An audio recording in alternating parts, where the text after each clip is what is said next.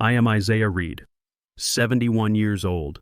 My living son Terrell called me today while I was standing at my other son's grave. He demanded I sign the papers for a reverse mortgage on the house I built with my own two hands. I told him no. He hung up on me. But that wasn't the call that left me speechless. It was the next one, the one that came 30 seconds later.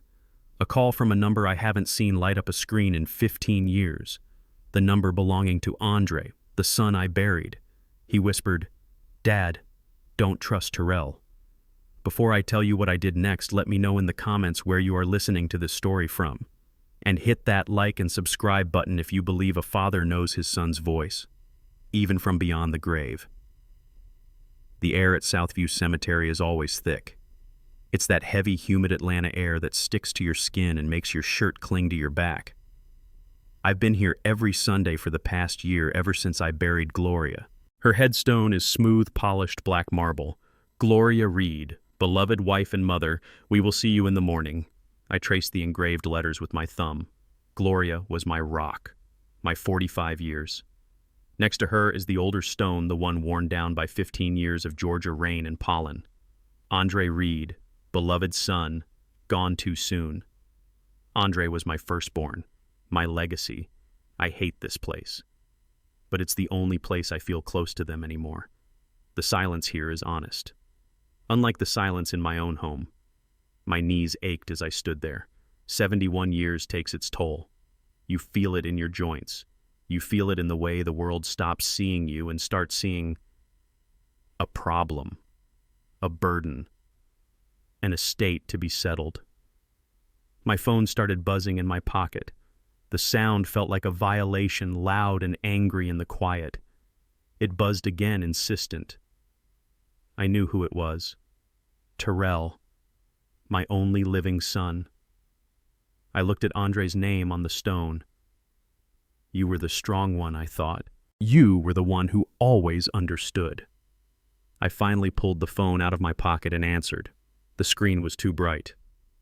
"I'm here, Terrell. You still at the cemetery?" His voice was tight, impatient. 40 years old, and he still sounds like a teenager who didn't get his allowance. Terrell married Heather 10 years ago. She's a sharp-edged, pale woman from Buckhead who looks at my old neighborhood like it's something she stepped in. She's the one who put these new, hungry ideas in his head. Before Heather, Terrell was just lost.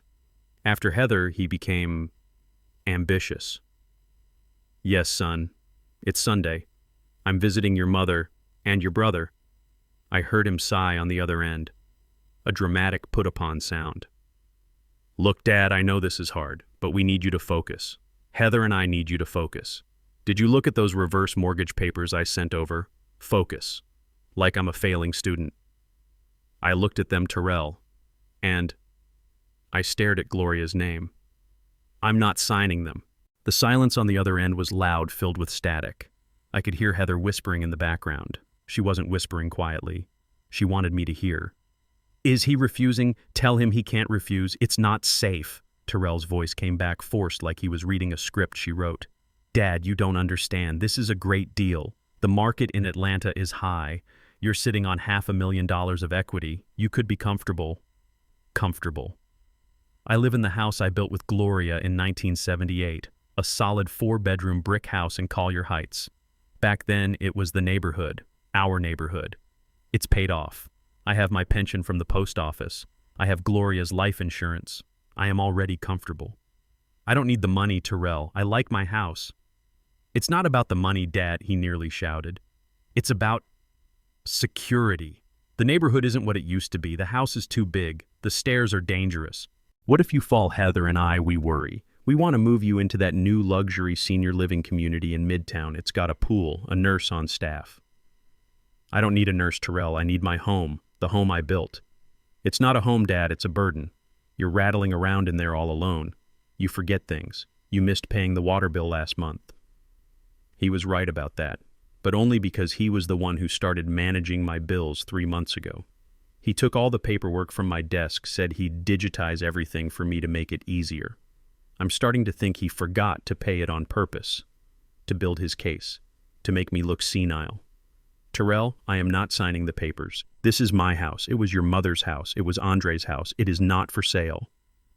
I said it firmly. For the first time in a year, I didn't just say maybe or let me think. I said no. The silence stretched. I heard Heather clearly this time. She wasn't whispering. This is ridiculous. He's being incompetent. We'll just have to move forward with the power of attorney. Ask him if he wants us to do that. Terrell's voice came back colder now. All the fake concern was gone. Dad, you're not thinking clearly. If you don't do this the easy way, we'll have to do it the hard way, for your own good. Is that a threat, son? It's a promise, Dad. We just want to help you. No, you don't, I said, my own voice low and shaking. You want the house. You want the money. You've wanted it since the day Gloria died. Another sharp whisper from Heather. Hang up. Just hang up. We'll go to Plan B. Dad, Terrell said, his voice flat and emotionless. You don't have much time left. Stop being stubborn. He hung up. The connection died, leaving me in the sudden heavy silence of the cemetery. You don't have much time left. The cruelty of it. The finality. He didn't mean my lifespan. He meant my time in my home. My time as an independent man. I sat down heavily on the small bench by Gloria's grave. The pain in my knees was nothing compared to the cold, hollow ache in my chest. I had failed. I had raised one son who was a rock, a good man who was taken too soon, and another who was a vulture just waiting for me to die. I put my face in my hands. The old familiar grief for Gloria and Andre was now mixed with this new sharp betrayal. I felt the sting of tears behind my eyes, and that was when my phone rang again. The phone I was still holding in my hand. I looked at the screen expecting it to be Terrell again calling to apologize or to threaten me some more, but it wasn't. It was a number I hadn't seen in 15 years. My heart stopped. My breath caught in my throat. The name on the screen pulled from my old, unupdated contacts was Andre Reed. It was a mistake, a glitch, a cruel joke. I almost didn't answer, but my thumb shaking pressed the green icon. I put the phone to my ear. Hello, I whispered. Nothing but static, the sound of wind blowing over a microphone. Hello, Andre. And then a voice, a weak, rasping whisper, a voice I knew better than my own. Dad. Andre, oh my God, Andre, is this you? Dad, I don't have much time. My battery, who, son? Who? Dad, don't trust Terrell. The line went dead. My hand still holding the phone was shaking, not from age, but from pure cold rage. Terrell, my son, my only living son, had just threatened me. He had stood there in his climate-controlled house in Buckhead talking to his white wife about Plan B, while I stood here in the suffocating Atlanta heat talking to his dead mother. I looked down at Gloria's name carved into the polished black marble. Gloria, what did we do wrong? What did I do wrong? The grief I felt just moments ago was suddenly sharp, replaced by the bitter metallic taste of betrayal. I felt hollowed out. First Andre, 15 years ago, then Gloria last year. And now Terrell was trying to bury me too. He was trying to erase me from my own home, from my own life, trying to pack me away in some beige room in a luxury facility where a nurse would hand me pills. All for a house. All for the equity. I slipped the phone back into my pocket, the weight of it feeling like a brick. I needed to leave. I needed to go home, lock the deadbolt on that house he wanted so badly, and think. But as I turned to walk away, my worn-out dress shoes scuffing the grass, the phone buzzed again. That same angry, insistent vibration against my leg. I pulled it out, annoyed. Terrell, I told you I'm not... But the name on the screen wasn't Terrell. It was just a string of numbers. An unknown caller. I never answer those. Robocalls, scammers trying to get your social security number, kids playing games. I pressed the red button to decline to send them to voicemail. My thumb, however, was shaking so badly that it missed the button. Before I could press it again, something made me stop. A cold dread washed over me, a feeling so sudden and intense it made my knees weak. I just stared at the screen as it rang, and rang, and rang. On the fifth ring, my thumb, acting on its own, pressed the green icon. I put the phone to my ear. Hello, I said, my voice rough. If you're selling something, I'm not interested. Silence. Not the click of a robocall, not the buzz of a call center in some foreign country. It was open air. I heard wind, a faint rustling sound like leaves brushing against the microphone. "Hello?" I repeated louder this time. "Who is this?" And then I heard it. A whisper. So faint I thought I was imagining it. A rasp like dry leaves scraping pavement. "Dad." My blood turned to ice. My heart didn't just stop, it seized in my chest like a fist. It was a single word, but it was a word I knew better than my own name. It was the way he used to say it when he was sick. It was the way he whispered it when he was scared. "Dad, no." My mind screamed. "No! This is a trick, a cruel, sick joke. Terrell. This has to be Terrell. He's trying to drive me crazy. He's trying to prove I'm senile, just like he told Heather." "Who is this?" I demanded, my voice shaking so hard I could barely speak. "Is this you, Terrell? This isn't funny." The whispering voice came again, strained, desperate, breaking up with static. "Dad, I don't have much time. They're watching me." I couldn't breathe. The air in the cemetery was too thick, too hot. I grabbed onto Gloria's headstone to keep from falling. My knuckles turned white against the marble. "Andre." I whispered the name, tasting like ash and memory on my tongue. Son, is that you? Don't trust Terrell." The voice was urgent, panicked. "The phone, the battery, it's—" And then a click. The line went dead.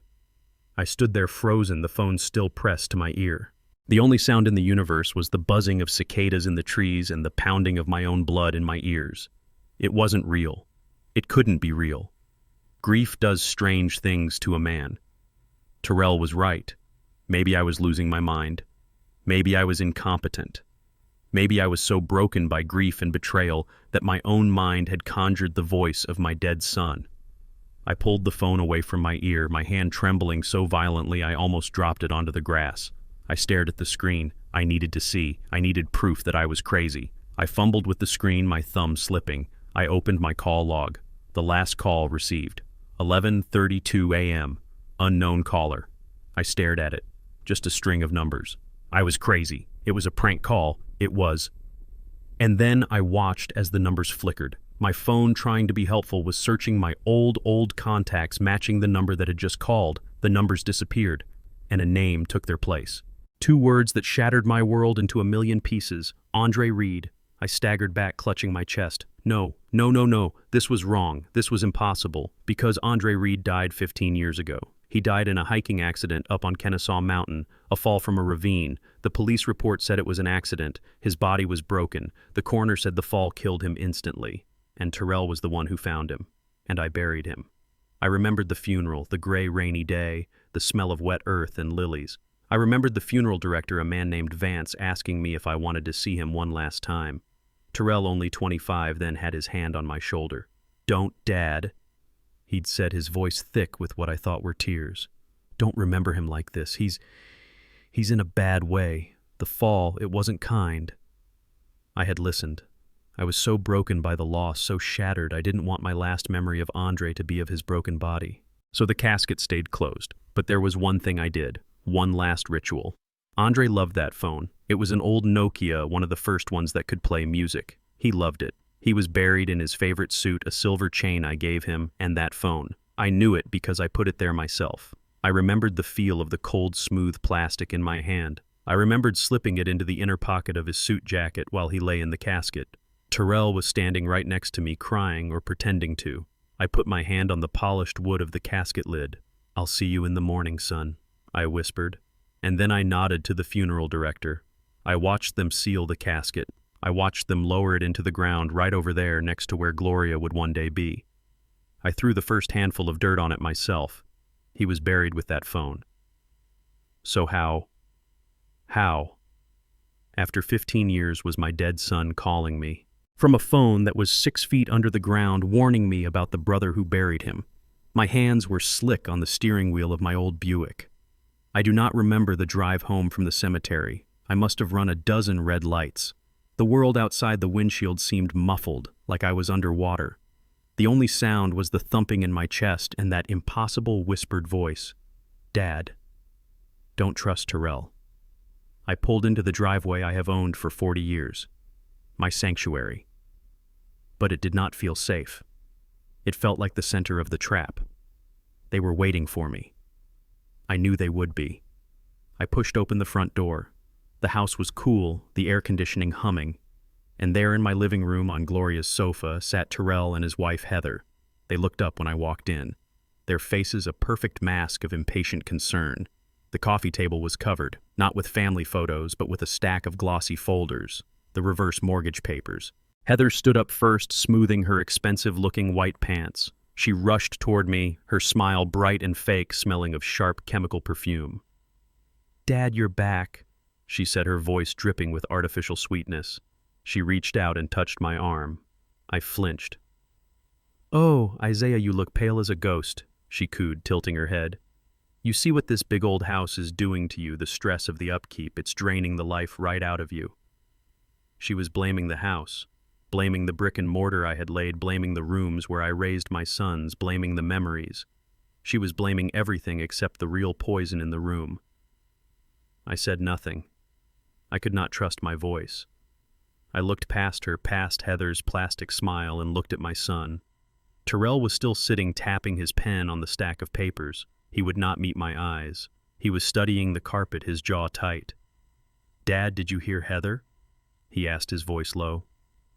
"We're worried. Just sign the papers. We can have you moved into the new place by the end of the month." I ignored them. I walked right past the sofa. I felt Heather's smile curdle. I heard her sharp intake of breath as I moved toward my office. "Dad," Terrell said, standing up now, "don't just walk away from me. We are trying to help you." I reached the office door. My hand was steady on the brass knob. I opened it, stepped inside, and closed it. I turned the deadbolt. The click of the lock sliding into place was the loudest, most satisfying sound I had ever heard. Silence. I leaned my back against the solid oak door, the one Andre helped me hang when he was 16. I could hear them whispering furiously in the living room. "What's wrong with him?" "He's losing it. This just proves our point. Let them talk." In here in my sanctuary, the only voice in my head was Andre's. "Don't trust Terrell." It was not grief. It was not madness. It was a warning. But how a phone buried 6 feet deep in a sealed casket cannot be reactivated, it cannot be charged, it cannot make a call, unless... My heart started pounding again, a heavy, painful drumbeat. Unless it was never buried at all. I looked at my own phone, the call log. Andre Reed. I had to know. I had to be sure.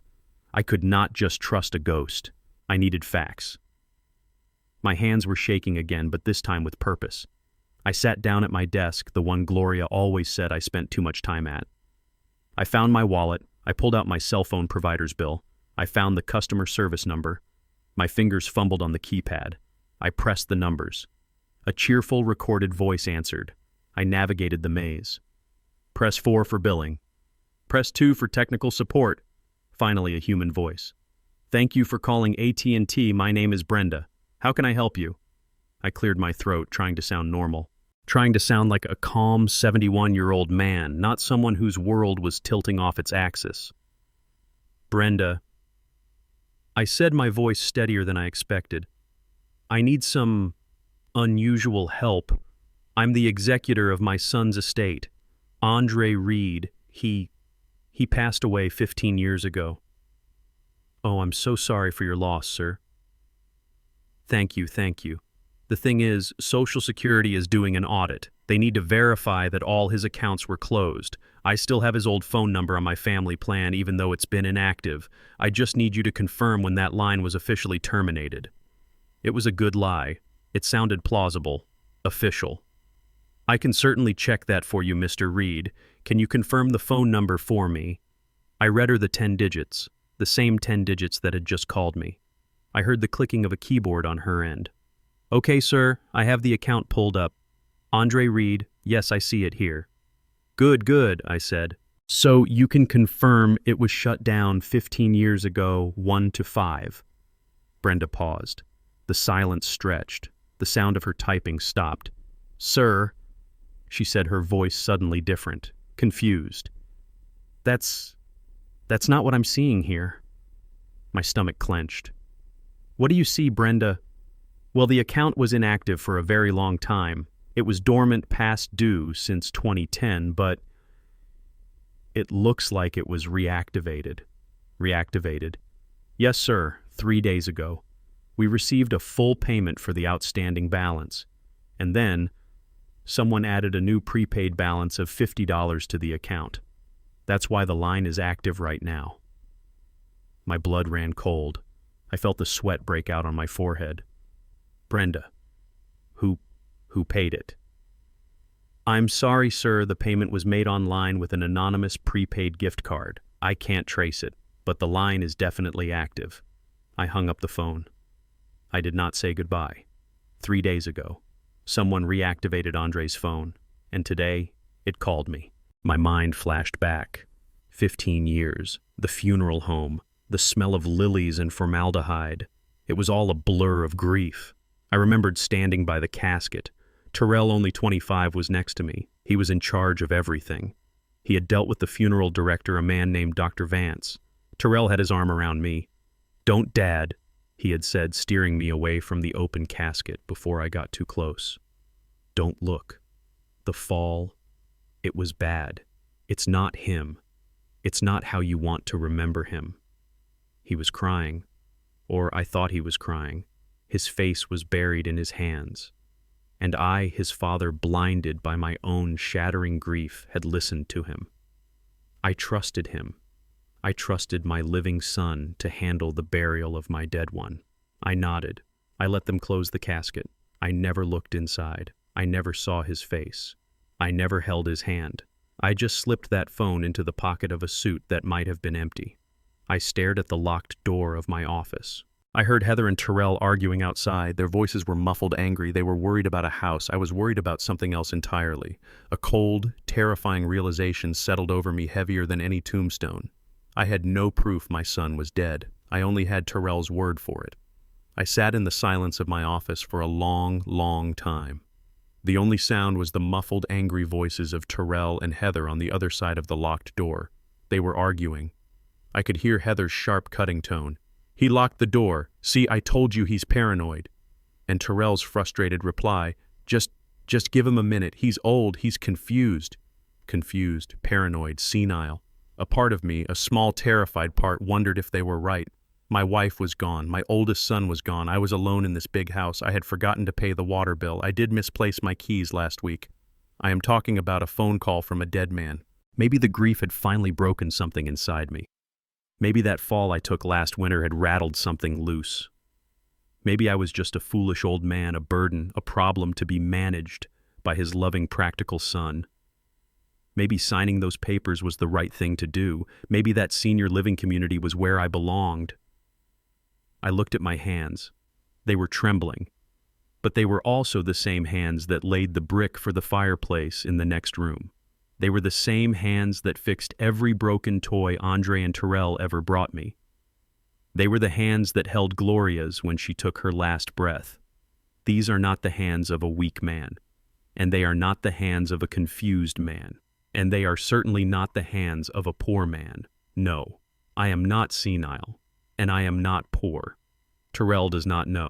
Heather definitely does not know. My own son, the one trying to steal my house for a $500,000 equity line, has no idea who his father really is.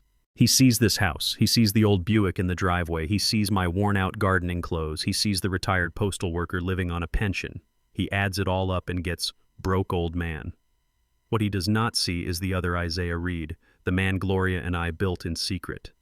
Gloria was smarter than anyone ever knew. She wasn't just a nurse. She was a financial wizard. Back in the 80s, when Atlanta was just starting to boom, when nobody wanted to touch commercial real estate downtown, she saw the future. "Isaiah," she'd said, "we buy land, we don't buy cars, we buy brick and block." And we did. We lived on my postal salary. We saved every penny of her nursing salary. We bought a small warehouse, then another. We bought a strip mall that was failing. We bought duplexes in neighborhoods people were afraid to drive through. We kept our names off everything. LLCs, holding companies. We found a quiet, smart advisor in Switzerland. Terrell and Heather are trying to drive me insane to steal a $500,000 house. They have no idea I am worth $15 million. I never told them. Gloria and I made a pact. We had seen what easy money did to people. We saw it in our own community kids getting flashy cars and ending up with nothing. We wanted our sons to work. We wanted them to build character, not just inherit a bank account. Andre understood that. My firstborn. He never asked for a thing. He got a scholarship to Georgia Tech. He worked summers. He was building his own life, his own legacy. He knew the value of hard work. He would come over, see me fixing the porch, and he'd grab a hammer and help. He didn't see it as a chore. He saw it as who we were. He got it. But Terrell was different. He always wanted the shortcut. He always wanted the flash. He saw our simple life not as discipline but as a failure. He was embarrassed by my old Buick. He hated that we didn't go on European vacations like Heather's family. He saw our discipline as poverty. He saw my thriftiness as a weakness. He never understood that true power, true wealth is the freedom to not have to show it. It's the freedom to live in your old, comfortable house and not care what the Heathers of the world think of you. I thought by hiding the money I was protecting him. I thought I was forcing him to stand on his own 2 feet. Instead, I had created a monster. A man so hungry for the money he thought I didn't have that he was willing to steal the little he thought I did have. I stood up from my desk. The trembling was gone. My hands were steady. Terrell and Heather's muffled voices were still coming from the other side of the door. They were my immediate problem, but they were a simple problem, a problem $15 million and a good lawyer could solve. No, they were not the real mystery. The real mystery was that phone call. I looked at the call log again. Andre Reed. It was not a ghost. Ghosts do not use cell towers. It was not my grief. Grief does not reactivate phone lines and pay the bill with an anonymous gift card. Someone is alive. Someone is out there. Someone is using my dead son's phone to warn me. Was it a friend of Andre's I never knew? A scammer who somehow knew our family drama? Or the most impossible, terrifying, and hopeful thought entered my mind. A thought I hadn't dared to have in 15 years. I unlocked the office door. I had a new resolve. I would not let them steal my house. That was decided. But that was no longer the priority. I was going to find out who made that call. I was going to find out who was really in Andre's grave. I had to get out of my office. I had to get out of that house. I grabbed my keys, walked past the living room, and didn't look at them. I ignored Terrell's sharp, "Dad, where are you going?" I ignored Heather's angry, "You can't just walk away from this." I walked out the front door, got in my old Buick, and just drove. I had to find a lawyer. The thought hit me like a splash of cold water. I needed help. But I couldn't use the family lawyer, Mr. Cunningham. Terrell was the one who had recommended him to help me get my affairs in order after Gloria passed. I realized now with a sickening jolt that he wasn't my lawyer. He was Terrell's. Terrell had been positioning his chess pieces for months, maybe years. Using Cunningham would be like asking the fox to guard the henhouse. I needed someone I trusted, someone Gloria had trusted. My mind raced through the years searching for a name. It came to me in a flash. Gloria had been on the board of a local charity. They had a dispute, some contractor trying to defraud them out of thousands. Gloria had come home one night, energized, her eyes bright with respect. "Isaiah," she'd said, "you should have seen this woman in action. Anita Jackson. She tore that man apart on the stand without ever raising her voice. She's sharp as a tack and she does not take nonsense from anyone. Ever." Anita Jackson. A name I hadn't thought of in a decade. A powerful black lawyer in downtown Atlanta. Not some smiling suburban suit. A fighter. I drove to a payphone. I felt like a spy in my own life. I found her firm online.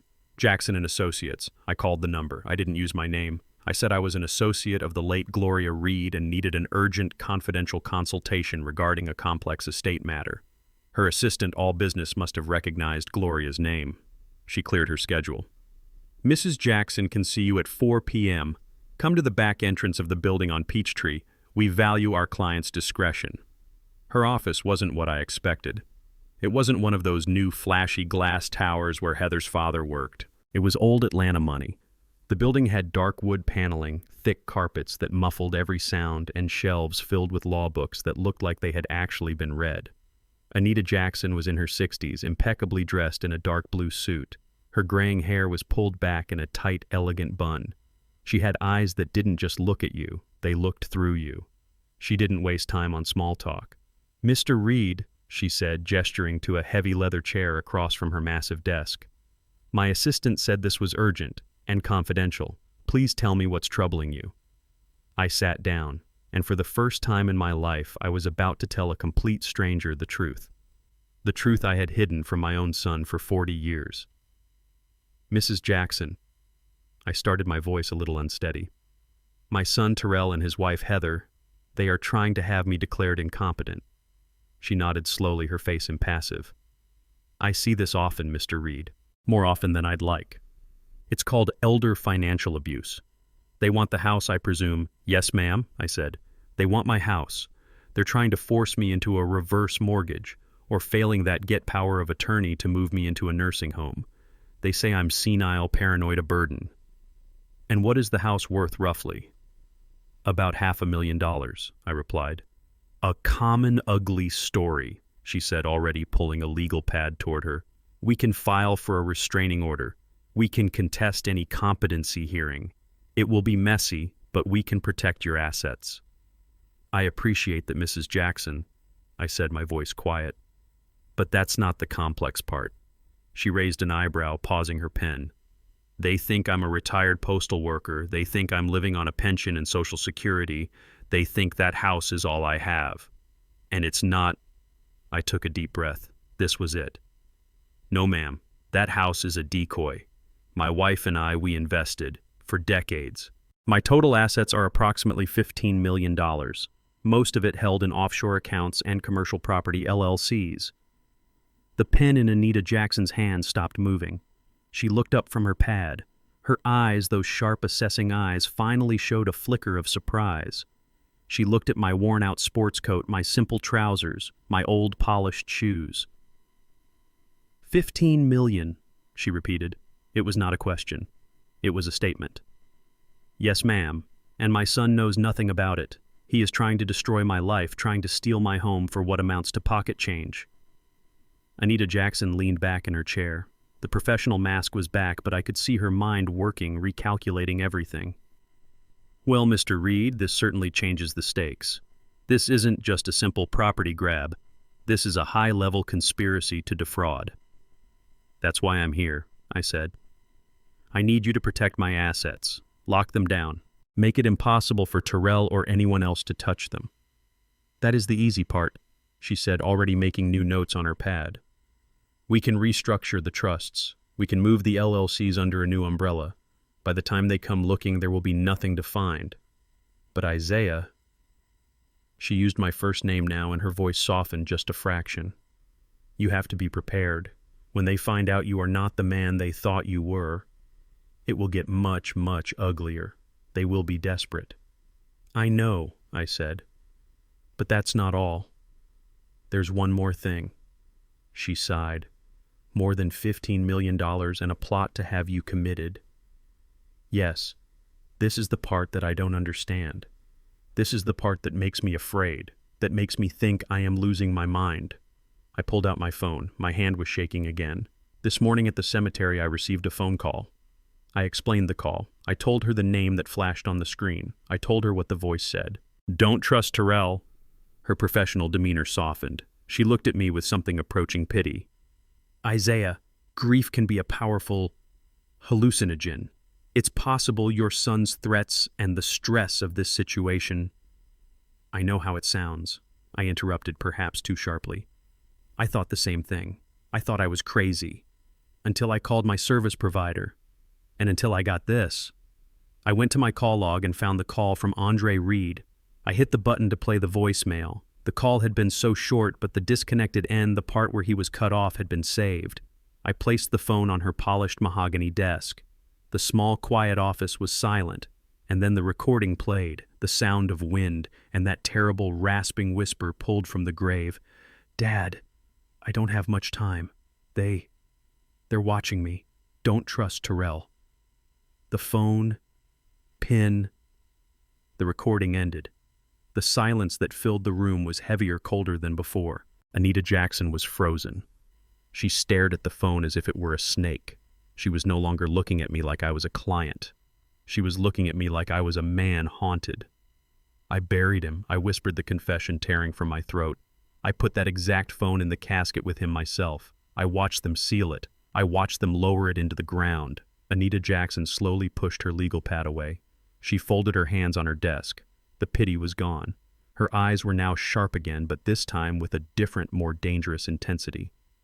"Mr. Reed," she said, her voice low and serious.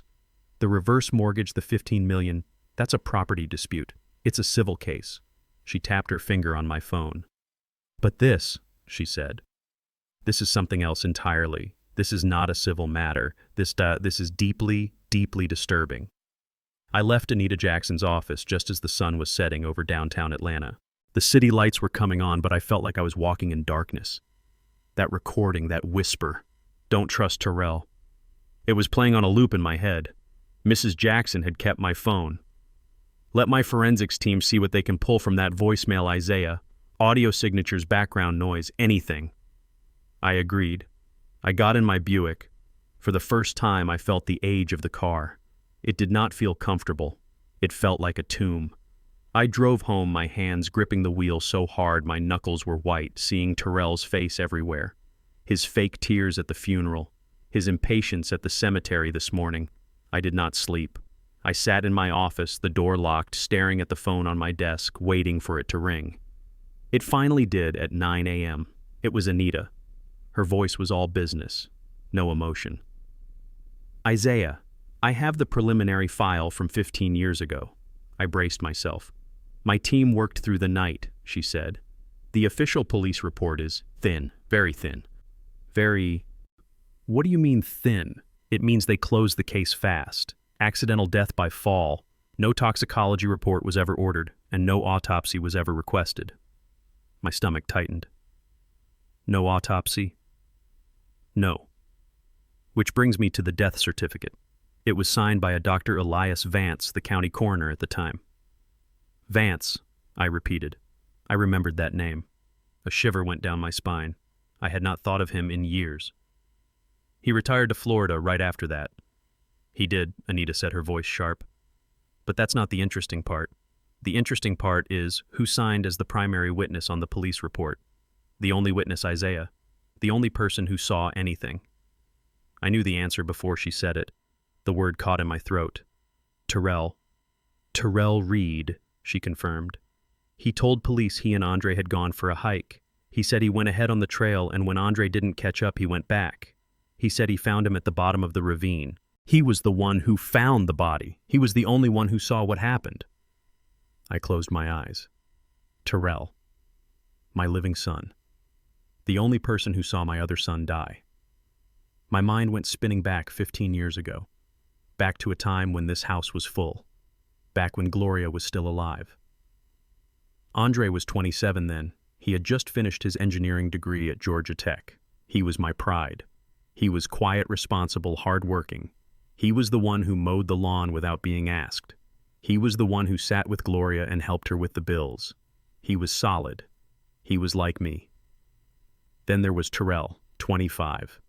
Terrell was not solid. He was charming. He was quick-witted. He was full of big ideas that never went anywhere. He wanted the respect Andre earned, but he did not want to do the work. He was always in Andre's shadow, and he hated it. I remembered the arguments. They were always about money or responsibility. "Why do you always take his side, Dad?" Terrell would yell, his face red. "Just because he's the golden boy." "He's not the golden boy, Terrell." I'd say trying to be patient. He just finished his degree. You dropped out after 2 semesters to sell, what was it, Vitamins Real Estate, that online thing? Andre would try to help him. "Terrell, I can get you a job at my firm. Start in the mailroom, work your way up. It's a good company." I will never forget the look of pure venom Terrell gave him. "I'm not going to be your mailboy, Andre. I'm going to be a millionaire before you even make partner." That was 2 months before the accident. Now Anita's words echoed in my head. The only witness. He was not just a witness. He was a jealous brother. He was a rival. And he was the only one there. The phone rang again in the afternoon. I jumped, but it was Anita. "Isaiah," she said, and her voice was different. It was colder. "I have my financial investigator's report." "What did you find?" "Did you know Andre had a life insurance policy?" I frowned. "A small one, I think, from his new job at the engineering firm. Maybe $20,000. $50,000, Anita said. It was not from his job. He had bought it 6 months earlier. A simple term life policy. He was a young, healthy man. It was cheap. I did not know, I said. Gloria handled the paperwork. The sole beneficiary, Anita continued, her voice flat, was Terrell Reed. My breath hitched. $50,000. Terrell, he told me, I stammered, trying to make my brain work. He told me Andre had some work bonus or something that paid out after he died. He said he was using it to go back to school, to pay off his tuition. I remembered that conversation so clearly. Terrell sitting right here in my kitchen a week after the funeral. His eyes were red and I thought he was grieving. He put his hand on mine. I'm going to make him proud, Dad, he'd said. I'm going to use this money to finally finish my degree, just like Andre always wanted. I had been so proud. I thought my living son was finally honoring my dead one. I thought Andre's death had finally woken him up. Isaiah, Anita said, pulling me from the memory, I have the bank records from Terrell's account from that month. The $50,000 check from the insurance company was deposited on a Monday. Yes. On Tuesday, he withdrew $45,000. For his tuition, yes, I said, but a sick, cold feeling was already growing in my gut. No, Isaiah, she said, and her voice was no longer flat. It was angry. He did not pay any tuition. The records show a wire transfer to an exotic car dealership in Alpharetta. 3 weeks after you buried your son, Terrell was driving a brand new bright red sports car. I dropped the phone. The device clattered onto my desk. I put my head in my hands. The lie. The absolute monstrous lie. He had not just lied about the money. He had cried fake tears on my shoulder. He had used his brother's death to buy a car. He had danced on Andre's grave in a new Corvette. This was not just jealousy. This was greed. This was cold. I picked the phone back up. My hand was steady now. The grief was gone. The confusion was gone. All that was left was a cold, hard resolve. What do we do, Anita? I heard her take a deep breath. Isaiah, the phone call from Andre is disturbing. The fact that his line was reactivated is a fact. But it could be a cruel prank by Terrell to push you over the edge to make you seem crazy. The insurance policy, the sports car Terrell being the only witness. That is all circumstantial evidence. It's motive. It's a very strong motive, but it's not proof of murder. So what is proof? I asked. There is only one way to know for sure, Isaiah, and I have to warn you, it is the hardest thing I will ever have to ask a client to do. I waited. The line was silent. We need to know who is in that grave, she said. We need to know if Andre is in that grave, and if he is, we need to know how he died. The police report said he died from the fall, but what if he did not? What if something else happened first? What are you saying? I am saying we need to exhume the body. We need to petition the court for an exhumation and a new independent autopsy. It is the only way to get the truth. My mind recoiled. To dig him up. To disturb his rest after 15 years. But what if it was not him? What if that voice on the phone? Do it, I said, my voice like gravel. Do whatever it takes. I will file the petition immediately, she said. But Isaiah, you must be ready. As soon as we file this motion, Terrell will be notified. He is the next of kin on record after you. He will know what you are doing. He will fight this. Let him fight, I said. I'm ready. I hung up the phone. I felt a sense of clarity I had not felt all day. I had a plan. I had a path. Justice for Andre. And just as I took a breath, my phone vibrated in my hand. It was a text message. From Andre's number. I opened it, my heart pounding so hard it hurt my ribs. 5 words. Stop. They know you're asking. Danger. I stood in my office, the phone heavy in my hand. The screen burned with the 5 words from Andre's number. Stop. They know you're asking. Danger. They know. How could they know I had only just spoken to Anita Jackson? My heart hammered against my ribs. Was Terrell tracking my calls? Was her office bugged? My own home, the place I locked myself in for safety, suddenly felt like a glass cage. The text message was a warning. But a warning from who? Before I could call Anita back, the phone vibrated again, almost making me drop it. I looked at the screen. Not Andre. This time it was Terrell. My thumb hovered over the decline button. I could not talk to him. Not now. Not knowing what I knew. He bought a sports car. He was the only witness. Don't trust Terrell. But the text.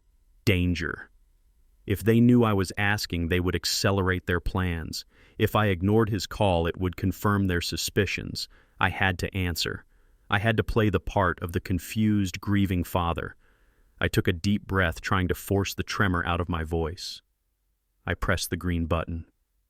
Terrell. Dad. His voice was not the impatient, angry bark from the cemetery. It was a choked sob, a desperate, broken sound.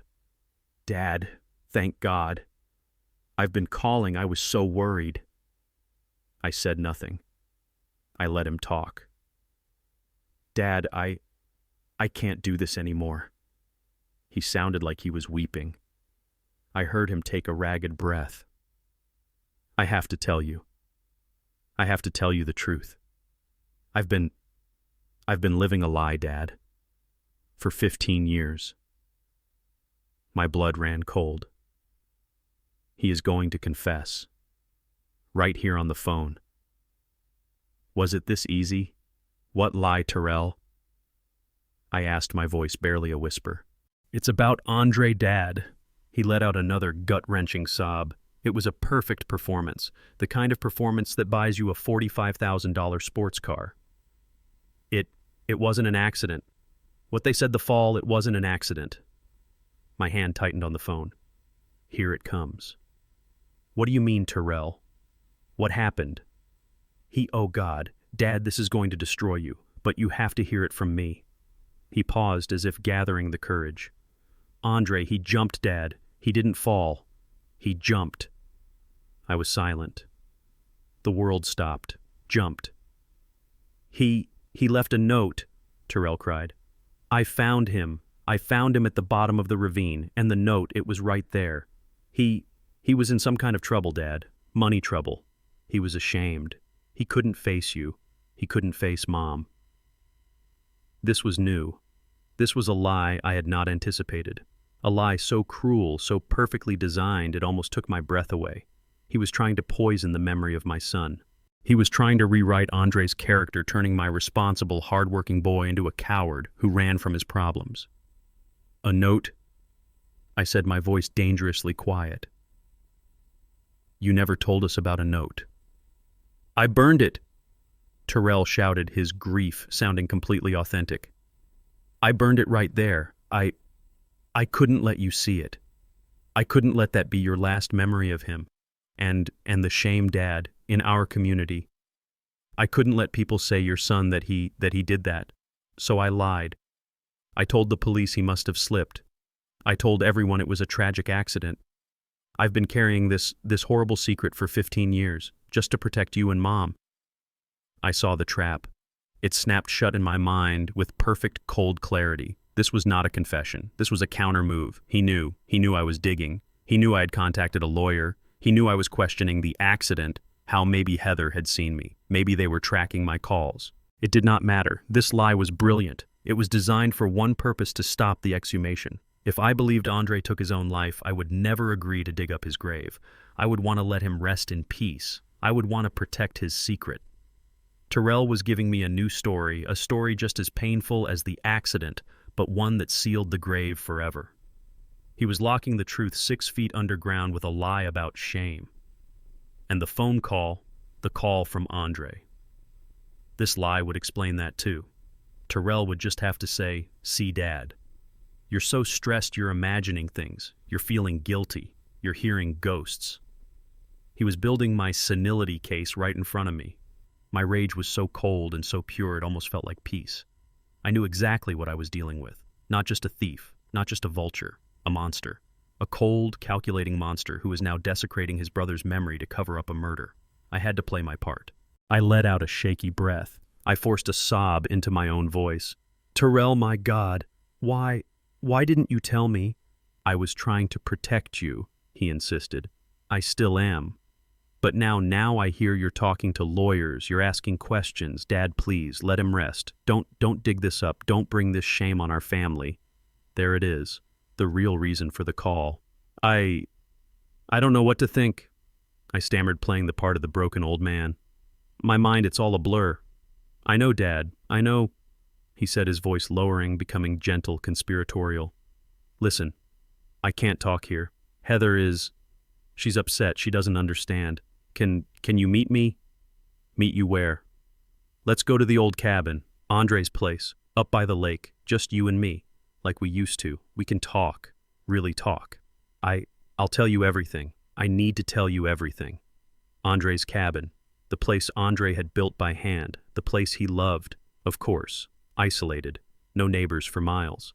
Surrounded by woods, the perfect place to comfort a grieving father, the perfect place for a tragic accident or a heartbreaking suicide. Terrell, devastated by his 15-year-old secret, confronts his father. The father, broken by the news, has a heart attack. Or maybe the father, in his grief, wanders into the woods and gets lost. Or maybe the father, in his senile confusion, just disappears. I knew with the certainty of the sun rising that if I went to that cabin alone, I would never come back. This was the trap. This was Plan B. Terrell, I whispered, my voice full of fake broken trust. Yes, son. Yes. I'll come. I need to understand. Thank you, Dad, he said, the relief in his voice palpable. Come now. And please, Dad, don't tell anyone. This is just between us. Just for our family. Don't tell that lawyer. Don't tell anyone. Just you and me. Just you and me, son, I said. I'm on my way. I hung up the phone. I sat in my chair for a full minute. The trap was set. He thought I was the prey. He thought I was a confused old man walking right into it. He forgot who taught him how to set a trap in the first place. He forgot who I was. He thought I was walking in alone. I picked up my phone again. This time I dialed Anita Jackson. Anita, I said, my voice no longer shaking. It was cold. It was hard. He's making his move. He wants me at Andre's cabin. Alone. I heard her sharp intake of breath. Isaiah, no. You can't. It's too dangerous. I'm going, I said. But I'm not going alone. Get your people. Get Gideon. Get the police. Get recording devices. He's going to try and kill me, Anita. And we are going to catch him in the act. I hung up the phone with Terrell. My hand was not shaking. It was as steady as the oak tree outside my window. The trap was set. He thought I was a confused old man, a sheep walking obediently into his parlor of fake grief. He thought my mind was clouded by sorrow. He was wrong. It had never been clearer. The rage I felt was cold. It was a block of ice in my chest where my heart used to be. He was using Andre's memory. He was using Andre's favorite place, the cabin our boy built with his own hands, as the stage for my murder. He was going to use the story of his brother's suicide to cover the killing of his father. I picked up the phone again. I did not dial 911. I dialed the number for Anita Jackson. Her private line. She answered on the second ring. Isaiah, he's making his move, I said. There was no tremor in my voice, just steel. He just called me. He's feeding me a new lie that Andre took his own life 15 years ago. He's trying to stop the exhumation. He's panicked. I heard her sharp intake of breath. That's a very specific, calculated lie, Isaiah. It's designed to shut you down emotionally. Where is he? He wants me at Andre's cabin, up by the lake. He said he needs to tell me everything. He said, just you and me, Dad. He's going to kill me, Anita. He's going to make it look like an accident. Or maybe a suicide. The grieving father who couldn't handle the truth about his son. There was a dead silence on the line, then her voice hard as a judge's gavel. Absolutely not. You are not going within 10 miles of that cabin. This is over. I'm calling the Atlanta police. We have the text message. We have the phone reactivation. We tell them you are in immediate danger. No, I said. I said it so firmly it surprised even me. Isaiah, do not argue with me. You are a 71-year-old man. You are not a field agent. You are a civilian, and you are the target. And I am the bait, I countered, my voice low and hard. Listen to me, Anita. You call the police now. What do we have? A threatening text, a strange phone call. He'll deny it. He'll say I'm the one who's senile, that I'm paranoid. He'll use his tears, his grief, and that white wife of his to make me look like a crazy old fool. He'll walk. He's been walking free for 15 years. I am not letting him walk again. I took a breath. This is our chance. This is the only chance. He's inviting me to a confession. He's inviting me to the scene of his next crime. He's desperate and he's sloppy. I am going to that cabin. Isaiah, I cannot sanction your suicide, she said, her voice rising. You're not, I said. You're sanctioning a sting. I'm not going alone. I'm going with you. I want your best man. I want police backup. I want them hidden in the woods. I want them listening to every single word. I want you to wire me up, Anita. I want my son to confess to me. I want him to confess what he did to Andre, and I want him to confess what he's planning to do to me. We get it all, tonight, but only if I go. Only if I walk into that trap. Another long, heavy silence. I could hear her mind working the wheels, turning, weighing the risk against the reward.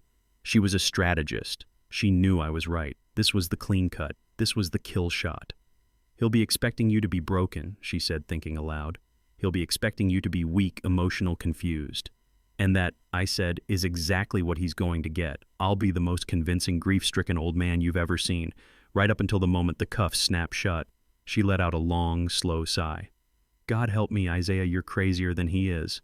All right, my way, my team, my rules, my office. 1 hour.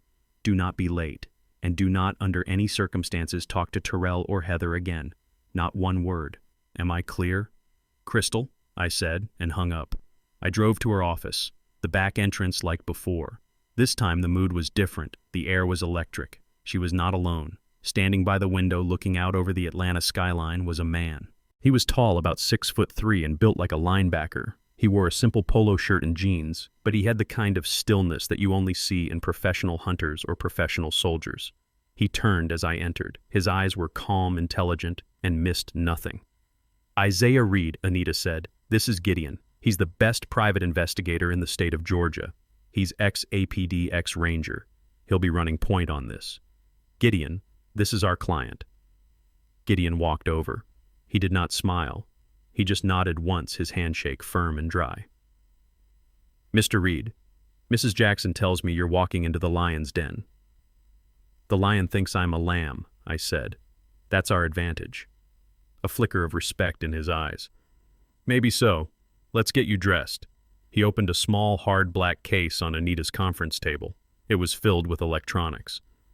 We're placing 2 devices on you, he said, his voice a low rumble. One is a high-fidelity microphone and transmitter. It's live. My team, along with 2 undercover APD officers, will be in a surveillance van parked half a mile down the access road. We will hear every breath you take. He held up a second device. It was a small, flat button, no bigger than a quarter. This is a panic beacon. It's silent. It sends a GPS signal straight to us. You press this button and we move in. Hard and fast. We will be on that porch in 90 seconds. You press this only if he pulls a weapon. Only if your life is in immediate physical danger. Do not press it just because he's yelling. I understand, I said. Good. He handed me the button. Keep it in your left pocket. Keep your hand on it. He then took the microphone, which was attached to a thin adhesive patch. Shirt off, Mr. Reed. I took off my jacket and unbuttoned my shirt. The air in the room was cool. He taped the microphone to my chest just over my sternum. The battery pack was small and flat. He secured it in the small of my back beneath my belt. It felt strange, cold, a piece of alien metal against my skin, a secret shield. 2 other men entered the room. They were in plain clothes. They did not look like cops. They looked like fishermen or construction workers. They nodded at Gideon. Detectives, Anita said. They will be with Gideon's team. They have the warrant for Terrell's arrest. It's a blank warrant pending probable cause. The moment you get him to admit to a threat, the moment he says anything about planning to harm you, that warrant becomes active. Gideon finished taping the wire down my side. All right, put your shirt back on. I buttoned it up, feeling the slight bulge. He'll see it. He won't, Gideon said. He's not looking for it. He's looking for a victim. He's looking for a confused old man. That's your job, Mr. Reed. You are not a hero. You are not an avenger. You are bait. Your job is to be grieving. Your job is to be scared. Get him to talk. Get him to confess about Andre. Get him to threaten you. The moment he does, we have him. If he so much as raises his hand, you hit that beacon. Do you understand me?" I nodded. I knew he was wrong about one thing. I wasn't brave. I wasn't a hero. I was just a father. And after 15 years of cold silence, I was finally going to get justice for my boy. I was going to finish this. I put my old jacket back on. I looked at Anita. Her face was a mask of professional calm, but her eyes were worried. "Good luck, Isaiah." I walked out of the office, the wire digging slightly into my skin. I got in my old reliable Buick. I started the engine. And for the first time in 15 years, I drove toward Andre's cabin. I drove toward my son. I drove toward the truth. I drove up the long gravel access road to the cabin, the old Buick groaning over the potholes. The sun was setting, casting long, sick-looking shadows through the pine trees. Andre's cabin. He loved this place. He built it with his own hands one summer using reclaimed wood. It was his sanctuary, and now Terrell, the brother who envied him, the brother who bought a car with his insurance money, was using it as a trap. My left hand was deep in my pocket. My fingers were wrapped around the small, cold, quarter-sized button Gideon had given me. "Only if he pulls a weapon, Isaiah. Only if your life is in immediate physical danger." The wire taped to my chest felt cold against my skin. It was an alien feeling. I was 71 years old, a retired postal worker, and I was wearing a wire driving into a sting operation to catch my own son. I pulled up to the clearing. Terrell's new expensive-looking truck was parked there. I saw a single light on in the cabin. I got out of my car. The air was cold, much colder up here. I walked to the door. It was slightly ajar. I pushed it open. The scene inside was perfectly staged. The small cabin was lit by a single warm lamp. Terrell was sitting at the small wooden table Andre had built. His head was buried in his hands. Heather stood behind him, her hands on his shoulders, rubbing them as if comforting a man on the edge of a complete breakdown. She looked up when I entered. Her face was a perfect mask of exhausted sympathy. "Dad," she whispered, rushing toward me, her voice hushed and urgent. "Thank God you came. He's been like this for hours. He won't stop crying." Terrell looked up. His eyes were red. His face was puffy. It was a masterful performance. He looked exactly like a man shattered by guilt. "Dad," he choked out, his voice thick. "I played my part. I was the confused, worried old man." "Terrell, son, you said on the phone you needed to talk to me. You said it was about Andre." Terrell let out a sound that was supposed to be a sob. "I'm so sorry, Dad. I'm so sorry. I've been living a lie for 15 years. And he stood up, paced to the cold fireplace, and turned back to me, his face slick with what looked like real tears. "Dad, what I told you about Andre, it wasn't an accident. I lied to you. I lied to Mom. I lied to the police." I let my shoulders slump. I let my own face crumple in confusion. What do you mean? What are you saying, Terrell? He didn't fall," Terrell said, the words tumbling out in a rush. Oh God, Dad, he jumped. He took his own life." I staggered back, playing the part. I clutched my chest. No, Andre would never. He wouldn't." "He did, Dad," Terrell shouted, his voice cracking. "He was in trouble. He owed people money. He was so ashamed. He couldn't face you. He couldn't face Mom. When I found him, I found the note. It was right there in his pocket." "A note," I whispered. "I burned it," Terrell cried, burying his face in his hands again. "I burned it right there. I couldn't let you see it. I couldn't let that be your last memory of him. And the shame, Dad. In our community, I couldn't let people say your son did that, so I lied. I said he must have slipped. I told everyone it was a tragic accident. I've been carrying this horrible secret for 15 years, Dad, just to protect you, just to protect his memory. It was a brilliant lie. I had to give him that. It was cruel. It was disgusting. It was a desecration of his brother's good name, but it was brilliant. It explained the secret. It painted Terrell as a tragic, protective hero, and it gave me a powerful reason to call off Anita Jackson and her request for an exhumation. No father would want to dig up that kind of truth. "Oh, Terrell," I said, my own voice breaking, and I was not entirely acting. The coldness of his plan was truly horrifying. "My son, my poor son." Heather glided to my side. She guided me to a chair, her touch gentle like a nurse handling a patient. "See, Terrell," she said softly. This secret, it's been eating us alive. The stress of it, all these years, the lies. It's too much. It's why we've been so on edge. It's why Terrell has made some bad decisions. I looked up, playing confused. Bad decisions? Heather sat across from me, her face a picture of earnest reason. Dad, she said, using that soft, patronizing tone, this is the root of all our problems. Terrell, he hasn't been right since that day. He's made bad investments trying to make up for what he felt Andre lost. He's stressed. We're stressed. And this house, this big empty house you're in, it's a constant reminder of everything we lost. It's an anchor, Dad. It's pulling us all down. She reached into her bag and pulled out the same glossy folder, the reverse mortgage papers. She slid them across the table. This is the solution, Isaiah. This is how we end the stress. This is how we all get a fresh start. You sign this. You move into that beautiful, safe apartment in Midtown. We get the equity. We pay off the debts that this whole tragic mess has caused. We can finally breathe. We can finally heal. As a family. I stared at the papers. I looked at Terrell. He had stopped crying. He was watching me. His eyes were not grieving. They were hungry. That impatient, greedy look was back. He was waiting for me to pick up the pen. Please, Dad, he whispered. It's what Andre would want. He'd want us to be free of this. He'd want you to be safe. I stared at the signature line. I thought about the wire on my chest. I thought about Gideon and his team half a mile away listening. I thought about Andre's voice on the phone. Don't trust Terrell. I did not pick up the pen. I slowly lifted my head. I looked at Heather. Then I looked at my son, Terrell. I let all the fake, senile confusion melt from my face. I let my eyes go as cold as the ice in my chest.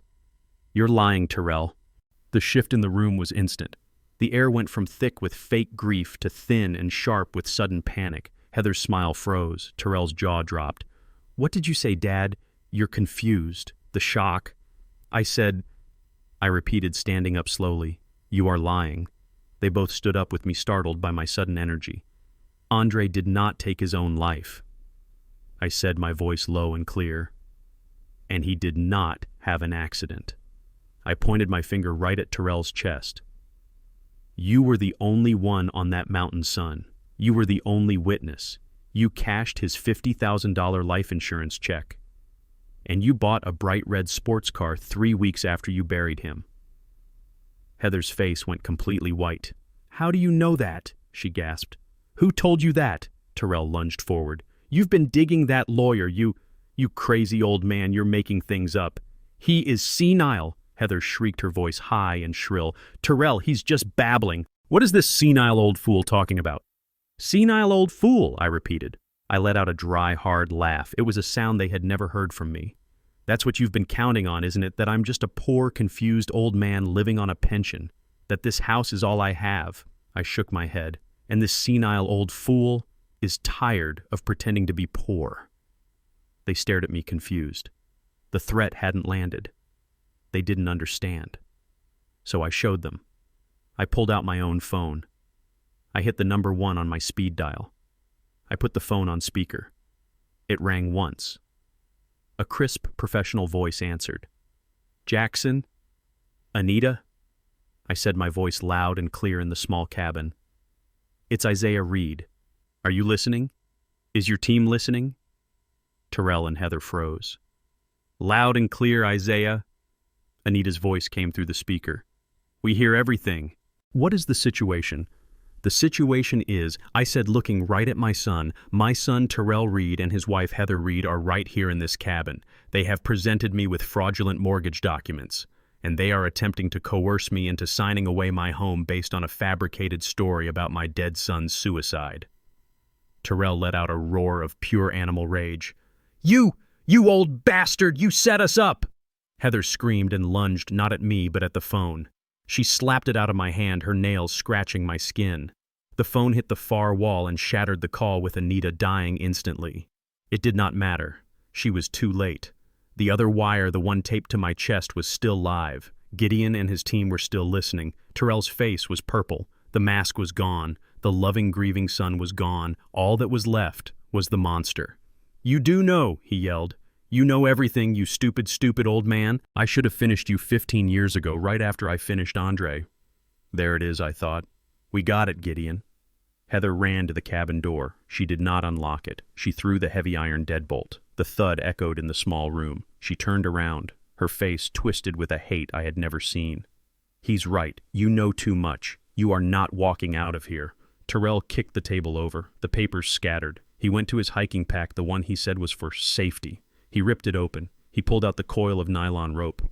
"A suicide," he panted, his eyes wild and bloodshot.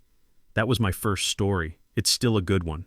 Grieving father can't handle the truth about his son. He comes to Andre's cabin, and he hangs himself from the rafters. It's poetic." I backed away slowly. My left hand was deep in my pocket, my thumb resting on the cold, flat panic button. "Not yet. Not yet. Let them finish." "It's perfect, Terrell," Heather said, her voice giddy with panic. "No one will question it. That nosy lawyer will just think she pushed him too hard." "It'll be her fault." Terrell finished uncoiling the rope. He was making a loop. A noose. "You should have just signed the papers, old man," he spat. "You should have just gone to the nursing home. But you had to dig. You just couldn't let him rest." I looked at the loop in his hand. I looked at the hate in his eyes. I knew the team was listening. I knew they heard the threat. I knew they heard the confession about Andre. I had everything. Terrell took his first step toward me, the rope held tight in his hands. Terrell took a slow step toward me. The rope in his hands was thick, coarse. The loop was perfectly expertly tied. A hangman's knot. Where had my son? The man who supposedly sold insurance learned to tie a knot like that. He held it up, letting it swing gently in the dim lamplight of the cabin. "You should have just signed the papers, old man," he spat. His face was no longer just angry. It was something else. It was excited. His eyes were bright, his breath coming fast. He was enjoying this. "You had to dig," he said, taking another step. The floorboard groaned. "You just couldn't let him rest, could you? You couldn't leave it alone." "Terrell, don't be stupid," I said.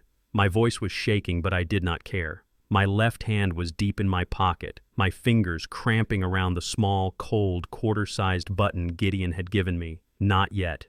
Not yet, Gideon. Let him finish. I needed the confession. I needed it for Andre." "Stupid!" Heather shrieked from by the door. She had locked it. I heard the deadbolt slide home. "He's not the stupid one you are. You thought you could trick us. You thought you could catch us with that lawyer." "You're the one who's caught, old man," Terrell said. He was only a few feet from me now.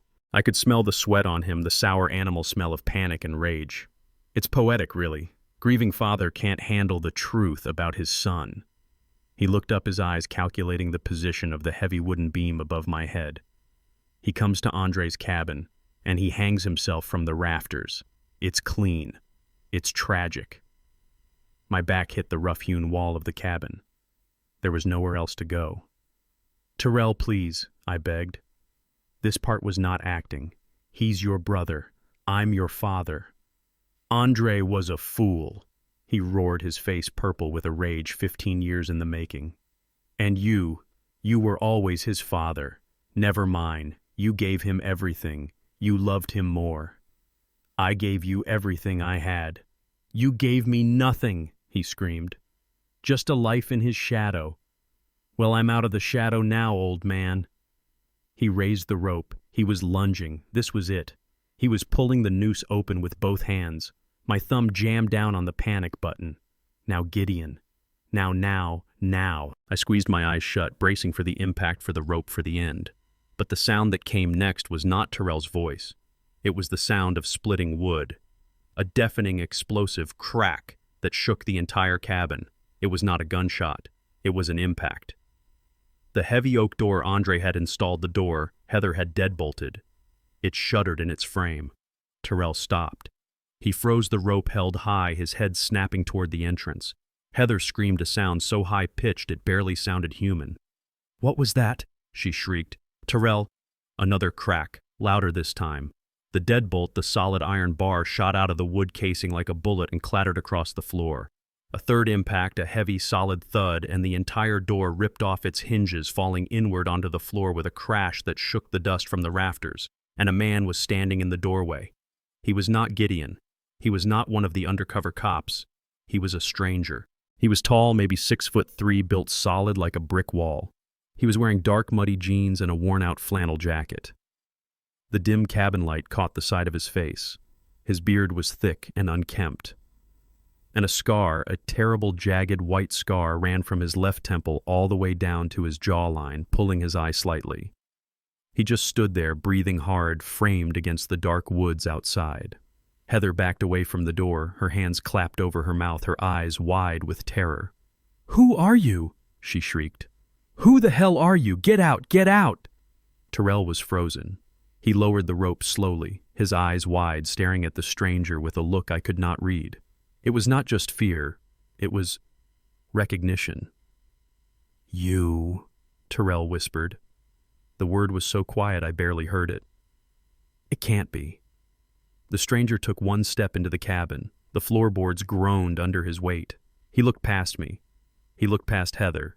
He looked right at Terrell. And then he spoke. His voice was a low, rough rasp, a voice that had not been used in a long time, a voice that sounded like gravel and pain. "It's been 15 years, little brother." Little brother. Those two words. They hit me harder than Terrell's rope ever could. My blood turned to ice water. My knees gave out. I slid down the rough-hewn wall, clutching my chest. No, no, no. This was the grief. This was the madness. This was my mind finally snapping. This was a dream. It had to be. I looked at the man. The height was right. The build was right. The voice. Underneath that gravel, underneath that rasp, I knew that voice. I knew the way he said, "brother." I looked into his eyes. They were Andre's eyes. But the face was a ruin. The scar was terrible. It was a jagged map of pain pulling his eye down, twisting his mouth into a permanent grim line. This was not the smooth-faced, smiling boy I had buried. This was a man who had seen hell. Terrell dropped the rope. It fell to the floor in a dead coil. He looked like he had seen a ghost, and maybe he had. "No," Terrell stammered, taking a step back, his hands raised. "No. You're dead. You're dead. I buried you. I saw you. I buried you." Heather was completely hysterical, backed into the far corner by the cold fireplace. "Terrell, what is he talking about? Who is this? Who is this man?" The stranger took another step into the light. His boots were caked in mud. "You didn't bury me, Terrell," the man rasped. "You buried an empty suit, or maybe you buried someone else. But you didn't bury me." "It's a lie," Terrell screamed, but his voice was thin, terrified. "You're a fake. You're someone he hired. That's it. That old man hired you." The man ignored him. He turned his scarred face toward me. His eyes, Andre's eyes, finally looked at me. The hardness in them softened just for a second, and in them I saw the boy who used to help me fix the porch. "Andre," I whispered. The word tore from my throat. It felt like broken glass. It felt like prayer. "My boy Andre." He turned his head fully.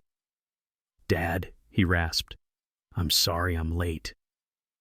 It was him. It was Andre. Alive. Terrell stood frozen, his mouth open, the rope hanging limp in his hand. He was staring at the scarred man in the doorway like he was looking at something that could not possibly exist. He scrambled backward, tripping over the overturned chair, his eyes wide with a pure primal terror I had never seen. "No," he whispered, his voice cracking. "No, no, no, you are dead." He pointed a shaking finger at the man. "You are dead. I buried you. I stood right there. I watched them lower the casket. I buried you." Heather was plastered against the back wall by the cold fireplace. She had grabbed the iron poker, her knuckles white. "Terrell!" She shrieked, her voice a thin, tearing sound. "Terrell, who is this? Tell me what he's talking about. This is a trick. It's one of the old man's tricks." The scarred man took another step into the light. The single lamp caught the ruined side of his face. He ignored Heather completely. His eyes never left my son. "You buried someone, Terrell," he rasped, his voice like gravel and pine needles. "You just didn't bury me." "It was an accident," Terrell screamed, pushing himself up against the wall. I tried to grab you. You slipped. I told everyone it was an accident. You called me a golden boy, the man said. The words were flat dead, an accusation of stone. You screamed that I always got everything. You screamed that I was Mom and Dad's favorite. And then you put both hands on my chest and you pushed. I remember it now. I remember your face, Terrell. I remember you looking down at me as I fell. My mind already reeling, shattered. I was on the floor, my back against the wall, and I couldn't feel my legs. Andre, alive, and Terrell, a murderer, not just in a rage, but a cold-blooded, hateful murder. But how I finally managed to get the word out. It was a pathetic sound, the whisper of a 71-year-old man who had just seen his entire life redefined as a lie. Son, how 15 years? We thought you were gone. The man's scarred face finally turned to me. The rage in his eyes, the murderous intensity he had fixed on Terrell softened. It was just for a fraction of a second, but I saw it. I saw the boy I raised. I was Dad, Andre rasped. I was gone. He told us the story. He told us while Heather cowered by the fireplace and Terrell panted like a trapped animal. He told us he hadn't died in the fall. The rocks had torn his face apart, which explained the terrible scar. They had shattered his leg, broken 3 ribs, and he had hit his head so hard it had wiped his mind clean. When he woke up, it was days later. He wasn't at the bottom of the ravine. He was in a different cabin, a primitive one on a straw mattress. An old man was feeding him broth.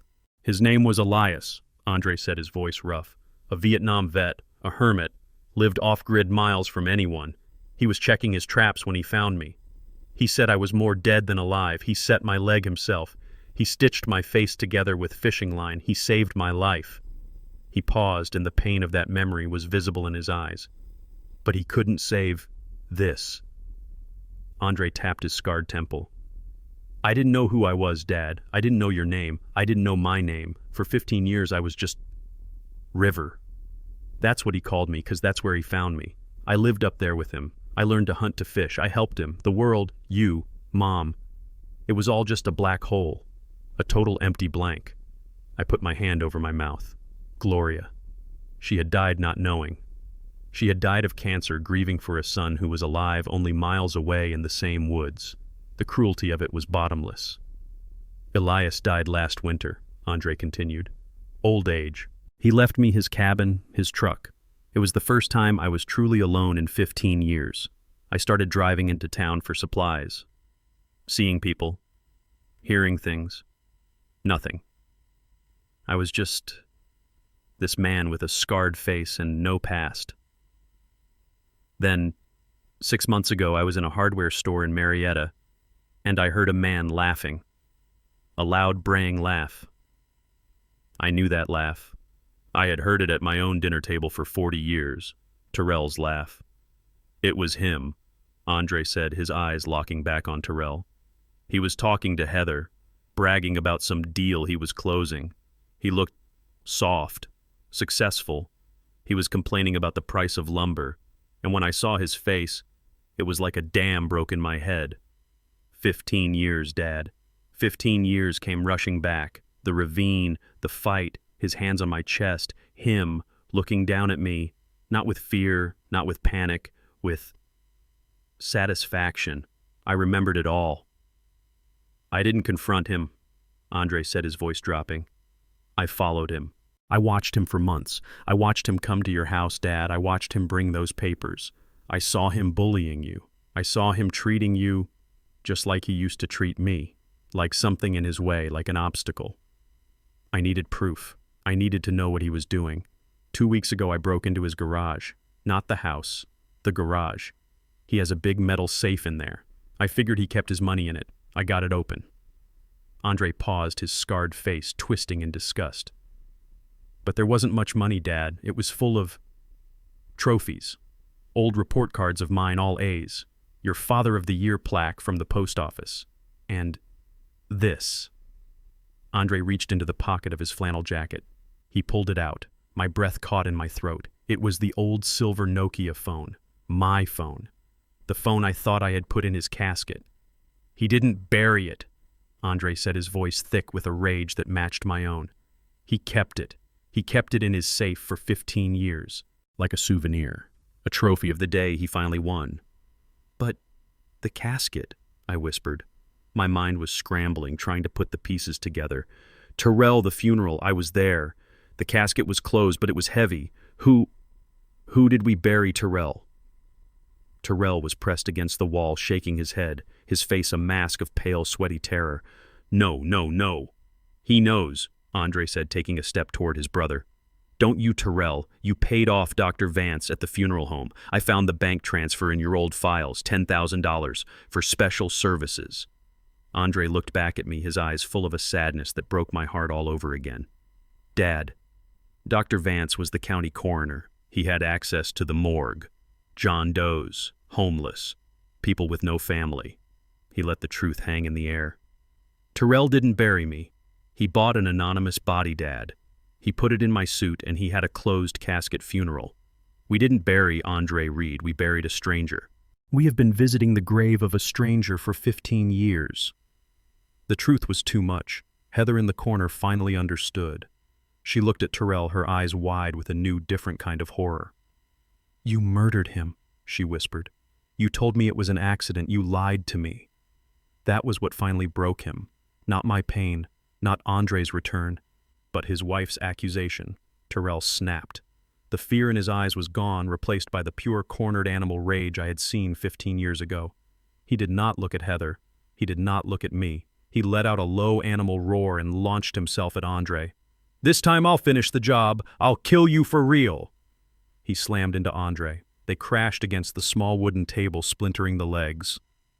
Andre was bigger, stronger from years of living rough, but Terrell was fueled by pure, desperate hate. They fell to the floor, rolling, punching. Heather, seeing her entire life, her money, her future evaporating, made her choice. She did not run. She did not cower. She grabbed the heavy iron fireplace poker. She raised it high over her head, her face twisted in a mask of ugly rage. Kill him, Terrell, she screamed. Kill them both. We'll burn the cabin down. I saw her moving toward Andre's back. He was on top of Terrell, trying to pin his arms. I was on the floor. I could not stand. I did the only thing I could. I yelled, "No!" And I threw myself forward, grabbing her ankle with both my hands. I wasn't strong enough to stop her, but I was strong enough to make her stumble. She shrieked, falling off balance, the poker swinging wild, crashing against the wall. And at that exact instant, the windows of the cabin shattered inward. The reinforced front door, the one Andre had kicked in, was suddenly filled with men in black. APD, get down! Hands on your head, now! It was Gideon. He was the first one through. It was the two undercover detectives. Flashlights blinded the room. Red and blue lights flashed through the broken windows, painting the trees outside in blood and water. Gideon was on Terrell in a second, a knee in his back, yanking his arms behind him. The click of the handcuffs was the loudest sound in the room. Terrell Reed, Gideon's voice boomed. You are under arrest for the attempted murder of Isaiah Reed. One of the other officers pulled Heather, kicking and screaming, off the floor. Heather Reed, you are under arrest for conspiracy and attempted assault with a deadly weapon. Terrell was screaming, his face pressed into the dusty floorboards. You can't. You have no proof. It's his word against mine. It's a family fight. You have nothing. Gideon reached down to my chest. He ripped open my shirt, the buttons scattering. He pulled the small, flattened microphone from the tape on my skin. He held it up, the small green light still blinking. We have more than his word, Terrell, Gideon said, his voice calm and cold. We have yours. He turned and looked at Andre, who was leaning against the wall, breathing heavily, blood trickling from a cut on his forehead. And I'm guessing, Gideon said, nodding at Andre, we have a whole lot more. I looked at Andre, my son, alive. It was over. It was finally over. The cabin was a whirlwind of flashing blue and red lights. I watched them drag Terrell out of the woods, his hands cuffed behind his back. He was not yelling anymore. He was not fighting. He was just limp, defeated. He saw me just for a second as the paramedics were helping me onto a stretcher. He did not look angry. He looked surprised, like a chess player who had just been beaten by a piece he never even knew was on the board. Heather was a different story. She was screaming, spitting, cursing my name, cursing Andre's name. She cursed the police. She cursed the woods. They put them in separate cars. Andre sat with me in the back of the ambulance, his scarred face illuminated by the flashing lights. He had refused his own stretcher. He just sat beside me. He had not said much. He just held my hand, the same way Gloria used to. My son was alive. But my other son was gone. In that ambulance, as we bumped down the gravel road away from that cabin of nightmares, I knew the fight was not over. It had just moved from the dark woods to a different kind of jungle. It had moved to the courtroom, and Anita Jackson was already moving. The next 72 hours were a blur of hospitals, police stations, and legal offices. Anita Jackson moved like a storm. She did not just walk. She commanded every room she entered. "Isaiah," she said, sitting in my hospital room the next morning, her voice crisp. "Gideon's recording is perfect. It is a clean, undeniable confession. We got Terrell's full statement. I should have finished you right after I finished Andre. That is murder one. We have Heather's voice. Kill them both. We'll burn the cabin down. That is conspiracy to commit murder. They are not getting out of this." Andre was in the room next to mine, giving his own formal statement to the detectives. I could hear the low, rough rasp of his voice through the wall. He told them everything: the fight on the mountain, the push, the lost years in the wilderness, the memory returning, the discovery of the phone in Terrell's safe. He was the living, breathing proof that broke the entire case wide open. "But it's not enough," Anita said, her sharp eyes focused on me. "A good defense lawyer, and with $15 million at stake, they'll have a good one will try to discredit Andre. They'll say he's unstable, that he's an imposter, that he's the one after your money. We need the final piece. We need to prove what happened at that funeral home 15 years ago." "Dr. Vance," I said. The name felt like poison. "The man who signed the death certificate." "Elias Vance." Anita nodded. "He retired to Sarasota, Florida a decade ago. Gideon is already on a plane. We need to find him before Terrell's lawyers do. We need to break him." Gideon found him in a small, sad-looking condo in a gated community. He was 85 years old, frail and terrified. Gideon and Anita did not go in hard. They went in smart. They did not bring the police. They brought a tape recorder. Gideon told me about it later. He said Anita simply laid out the evidence on his dining room table. "We know about the $10,000 transfer, Dr. Vance," she said, her voice calm. "We know Terrell Reed paid you. We know the body in that grave is not Andre Reed. We are digging him up with or without your cooperation. A new autopsy will show he is not related to Isaiah Reed, and we will trace the identity of that John Doe. When we do that is desecration of a corpse. That is fraud. That is accessory to murder. You can talk to us now, or you can talk to the prosecuting attorney." Gideon said the old man just crumbled. He started weeping. He confessed everything. He said Terrell had come to him desperate, claiming Andre had a massive secret gambling debt. He claimed that his death by accident was the only way to save the family home from loan sharks. Terrell had offered him $10,000 to sign the death certificate, no questions asked, and to find a replacement. Vance, who had gambling debts of his own, agreed. He took the body of a homeless man who had died of exposure from the county morgue, a man with no name and no family, and put him in Andre's expensive suit. Vance signed a full witnessed confession. The final piece was in place. The district attorney did not hesitate. The charges against Terrell and Heather were staggering. For Terrell, murder in the first degree for the premeditated killing of Andre Reed. Attempted murder in the first degree for the planned execution of Isaiah Reed. Conspiracy to commit murder. Insurance fraud. Desecration of a corpse. And attempting to file fraudulent legal documents, the reverse mortgage. For Heather, conspiracy to commit murder. Attempted murder in the first degree. Wire fraud. And desecration of a corpse. She was just as guilty. She knew. She had planned it with him. Dr. Vance was arrested in Florida and extradited. His charges were desecration of a corpse, obstruction of justice, and felony fraud. The trial was the longest 6 weeks of my life. I sat in the front row every single day. Andre sat next to me. His presence in the courtroom was the most powerful testimony of all. He was the ghost who had come back to point the finger. He was tall, scarred, and silent. He just stared at his brother. Heather's lawyers tried to cut a deal. They tried to throw Terrell under the bus. They painted her as a battered wife, a victim herself forced into a plan by a monstrous husband. She didn't know about Andre's murder, her lawyers shouted. She only knew about the financial plan. She thought her husband's father was a threat. But Anita Jackson was ready. She played the cabin recording. Heather's voice, high and shrill, filled the silent courtroom. "Kill him, Terrell. Kill them both. We'll burn the cabin down." The jury just stared at her.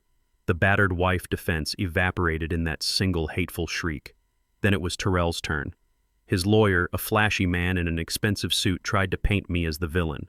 He tried to claim I was a cold, distant father, a man worth $15 million who callously watched his son Terrell struggle with debt, all while favoring his golden boy, Andre. He argued that Terrell snapped under the psychological pressure of my emotional and financial abuse. He claimed it was not murder. It was a crime of passion, 15 years in the making. Then the prosecutor, a sharp young woman working with Anita, stood up for the cross-examination. "A crime of passion, Mr. Reed," she asked, her voice soft. "You bought a $45,000 sports car with your brother's life insurance. Was that passion? Or was that a payday?" Terrell just stared. "And the call you made to your father," she continued, "telling him Andre had taken his own life. Was that passion, or was that a calculated lie to stop him from digging up your secret?" Terrell's face turned red. I was grieving. I was confused." "You did not sound confused," the prosecutor said. "You sounded like you were setting a trap you confirmed when you tied a noose in that cabin." Finally, they played Gideon's recording. The entire courtroom heard it, my voice old and scared. "Terrell, please, I'm your father." And then Terrell's roar. "You know too much. I should have finished you 15 years ago, right after I finished Andre." It was over. I knew it was over. The jury deliberated for less than 2 hours. When we returned, the courtroom was packed.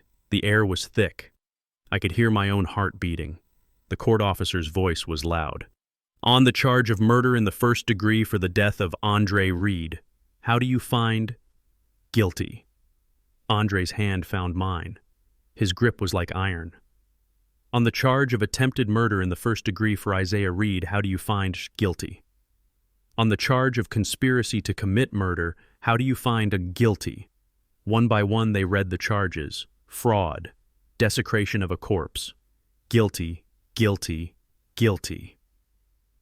Heather collapsed, wailing a loud, ugly animal sound. She was dragged from her chair by the bailiffs. Terrell just sat there. He was completely empty. He turned his head just once and looked at me. There was no hate, no anger, just a hollow, vacant emptiness. The look of a man who had gambled his entire soul and lost. The judge did not waste time. He looked down at them, his face carved from stone. "You are the very definition of malice. You killed your own brother for jealousy and $50,000. You buried a stranger in his place, forcing your father to grieve over a misidentified grave for 15 years. And when that father in his old age became an inconvenience, you plotted to kill him too." He looked at Terrell. "You are a cancer on your own family." He looked at Heather. "And you are the rot that fed it. For the murder of Andre Reed, I sentence you, Terrell Reed, to life in prison without the possibility of parole. For the attempted murder of Isaiah Reed, I sentence you to an additional 30 years. For the conspiracy and fraud charges, I sentence you, Heather Reed, to life in prison without the possibility of parole." Justice. It was a cold, bitter, and necessary word. It did not bring Gloria back. It did not erase the scar from Andre's face or the 15 lost years from his mind. It did not make Terrell the son I had always wanted him to be. But it was justice. As they led them away, Andre stood up. He did not say a word. He just watched his brother, the man who had stolen his life, disappear in handcuffs. The fight was finally over. We drove back from the courthouse in my old Buick. The car seemed to know the trial was over, the engine humming quietly. No rattles for the first time in years. Andre sat in the passenger seat. He was silent. He had been silent for most of the trial, a living ghost in the courtroom, his scarred face a constant damning piece of evidence. He watched them sentence Terrell to life.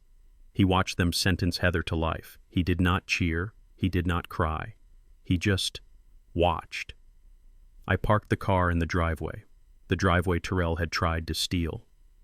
I looked at the house, my house, the one I had built with Gloria. It was just a house again. The cloud that had been hanging over it for a year, the cloud of Terrell's greed, it was gone. I turned off the engine. The silence in the car was heavy. It was not the comfortable silence I used to share with Gloria. It was the silence of two men who were family but were also strangers. Two men who had just survived a war against their own blood. "Well," I said, my voice hoarse, "that's done." Andre just nodded. He looked at the house. "It's smaller than I remember," he rasped. His voice had been permanently damaged by the fall, or maybe by the 15 years of disuse. "We got older, son," I said. "Or I did. The world shrinks when you're alone." We got out. I fumbled with my keys at the front door. My hands were shaking. The adrenaline from the trial, the weeks of tension, it was all leaving me, and all that was left was the bone-deep weariness of a 71-year-old man. Andre, seeing me struggle gently, took the keys from my hand. He opened the door. He stepped inside first. I followed him into the living room. He stood in the middle of the carpet, slowly turning, taking it all in. His eyes scanned the walls, the old sofa, the fireplace I had built. His gaze rested on the mantelpiece, on the picture of Gloria. He walked over to it. He reached out one of his large, rough hands, the hands of a man who had lived in the woods, and his fingers gently brushed the glass. She would have been happy to see you," I whispered. "She never stopped talking about you, Andre. Not one day. She died thinking you were gone." "I know," he rasped. He did not turn around. His shoulders were broad, but I could see them shaking. Just once. "I'm sorry, Dad. I'm sorry I wasn't here. For her. For you. It wasn't your fault, son. It wasn't yours either." What do you say after that? What words are big enough? I did what I always do when the world gets too heavy. I made coffee. I went into the kitchen. I measured out the grounds the same way I had every morning for 45 years. I heard him following me. He sat at the small kitchen table, the same table where Terrell and Heather had sat planning how to put me in a home, the same table where Andre used to do his homework. I poured 2 mugs, black, no sugar, just how he used to like it. I wondered if he still did. I sat down across from him. He took the mug in his scarred hands, blew on the steam, and took a sip. His eyes closed just for a second. "Tastes just like I remember," he said. We sat in silence for a few minutes, just the sound of the old refrigerator humming. I looked at my son who had been to hell and back, a man who had lost his identity, his face, his family, and had come back. He had sat by my side, a silent warrior, as we faced down the monster that Terrell had become. He had done it all, and he had asked for nothing. I had one secret left, my last lie. It was not a lie like Terrell's. It was not black and rotten. It was a lie of protection, a lie I had told him and Terrell and the whole world my entire life. But sitting there looking at the man Andre had become, I knew that lie had no more place between us. If we were going to rebuild, we had to build on solid rock. No more secrets. "Andre," I said. My voice was quiet. He looked up, his eyes clear. "There's one more thing, one more secret I've kept. I kept it from you and I kept it from Terrell. I never even told Gloria. Not the whole truth, anyway." He waited. He was a patient man. 15 years in the wilderness teaches you patience. "You and Terrell," I began. "You grew up in this house. You wore second-hand clothes sometimes. You watched me drive that old Buick. You thought I was just a postal worker. You thought your mother was just a nurse. You thought we were simple." Andre frowned. "We were happy, Dad. I know," I interrupted gently. "I know you didn't care. That's why I can tell you this. Your brother, Terrell, he hated it. He hated being simple. He hated that I was just a mailman. He was ashamed. He thought this house, this $500,000 house, was everything I had. He was willing to kill his own father for $500,000. I leaned forward. "He was a fool, Andre. He was a blind, stupid fool." "He was evil, Dad," Andre said, his voice flat. I agreed. "But he was also wrong. About everything. About me. About what we had." I took a deep breath. "Your mother was a genius, Andre. She wasn't just a nurse. She was an investor. She saw this city back in the 80s when everyone else was running away. She saw what it was going to become. We lived on my salary. We invested hers, every single dime." Andre was listening, his brow furrowed, not understanding where this was going. We bought land. We bought small commercial buildings. We bought duplexes in neighborhoods that people were afraid of. We used holding companies, LLCs. We found a very smart, very quiet advisor in Zurich. I let the words hang in the air. Dad, Andre said slowly, what are you talking about? I'm talking about the fact that Terrell was planning my murder to steal a $500,000 house. I leaned back in my chair. When I am in fact worth $15 million. The number just sat there in the quiet kitchen. 15 million. Andre just stared at me. He did not gasp. He did not look excited. He did not look angry. He just stared. His eyes, Andre's eyes, were trying to understand. Finally, he set his coffee mug down on the table with a quiet click. He shook his head slowly, not in disbelief, in a deep, profound, and bitter irony. 15 million, he rasped. He looked down at his own scarred hands, the hands of a man who had trapped his own food for a living. He let out a short, harsh laugh. It was a sound full of pain. And all he wanted was the house. All this, for a house. He looked up at me. His eyes were clear and there was no greed in them. There was just a terrible, terrible sadness. Dad, he said, his voice soft. I don't care about the money. I don't. I spent 15 years in a cabin with no floor. I learned to live on what the woods gave me. I don't need it. He reached across the table, his rough hand covering mine. His skin was warm, real. I just needed my family back, he whispered. I came back for you, not for that. I felt the last of the ice in my chest finally break. I turned my hand over and gripped his. My son, my true son, the one who understood, the one who had always, always understood. I know, I said, my voice thick. I know you don't care about it. That's why I can finally tell you. That's why it was always meant for you. Terrell, he would have destroyed himself with it. He proved that. I squeezed his hand. But I'm not letting this money stay silent anymore, Andre. I'm not going to let it just sit in Switzerland gathering dust. I'm not going to hide who I am, not anymore. Andre frowned. What do you mean, Dad? I mean, that man, Dr. Vance, the funeral director. He sold his soul for $10,000. He desecrated a grave and let a mother and father grieve for a stranger for 15 years, all for $10,000. Terrell, he murdered you for $50,000 in a car. Heather, she was willing to kill me for this house. I stood up, the energy returning to my body.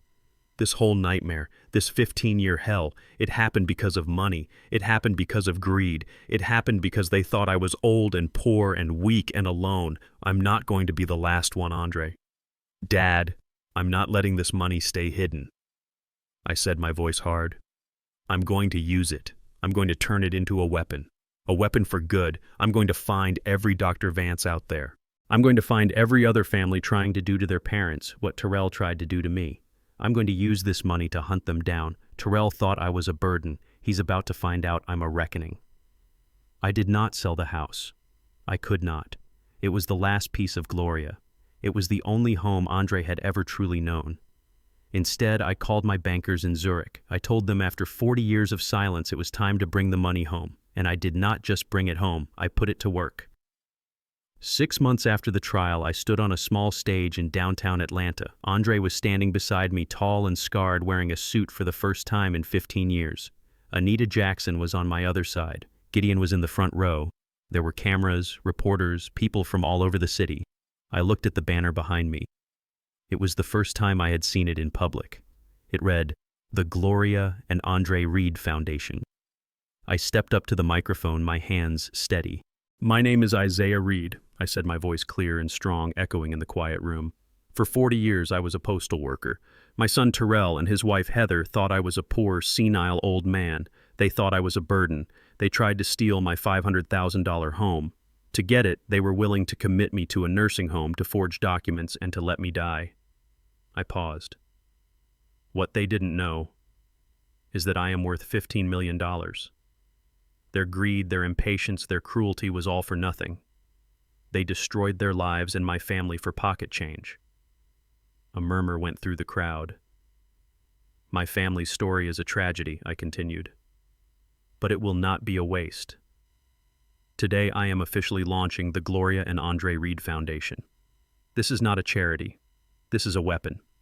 We will use every dollar of my $15 million fortune for one purpose: to find, to expose, and to prosecute every single person who preys on the elderly. Every Terrell, every Heather, every Dr. Vance. I pointed to Anita Jackson. My friend and attorney, Mrs. Jackson, will serve as the foundation's chief counsel. I pointed to Gideon. Mr. Gideon, the man who helped me get the evidence, will run our investigations unit. We will hunt them down. We will fund exhumations. We will hire private investigators for families who cannot afford them. We will pay for forensic accountants. We will lobby for new laws. I looked right into the camera. So to every son, every daughter, every grandchild who looks at their parents and sees only a bank account, know this: we are watching you, and we are coming for you. That was 6 months ago. Today the foundation is running. Anita and Gideon are building cases all over the state, and me, I am sitting on my porch. It is a warm Sunday afternoon. The air smells like fresh-cut grass. I am 71 years old. I am in my own home. I am not alone. Across from me in the other rocking chair sits Andre. He is 42 years old. The scar on his face has faded a little, but it will always be there, a reminder of the life he lost. He is quiet.